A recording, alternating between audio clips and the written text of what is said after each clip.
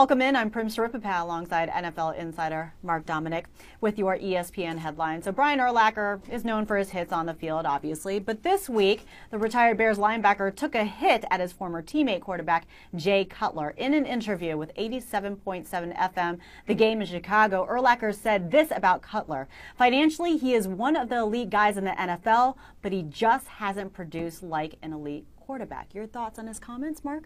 Well, they're certainly pointed for a former teammate to sit there and talk about his quarterback that way, his previous quarterback that way.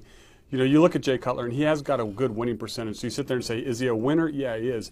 But is he a leader? I think that's really what Urlacher's talking to, is he the leader at that position? Because, again, on the offense or defensive side, it's usually the quarterback spot. It's either the middle linebacker or it's your quarterback. And that's the thing I think a lot of people are wondering about Jay Cutler.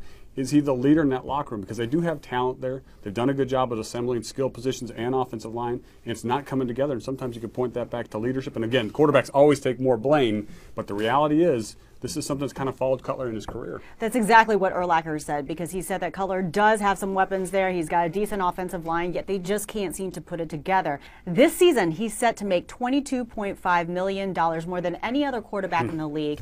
Why hasn't he really lived up to those expectations? I know you mentioned the leadership factor. I think that's a big part of it. I also think that when you look in Chicago, they've had some success with him, but they've been right at teeter-totter. And that's, again, when you look at his win-loss percentage throughout his career, he's just over 500, which, 8-8 and 9-7 is good in a lot of clubs around the National Football League. But in a market like Chicago, where you're expected to win and you want to be a consistent playoff team, and you're marked around players like an Aaron Rodgers who's in your division, that's really where people are looking and saying, why can't he be the Packers? Why can't this team score the points the Packers?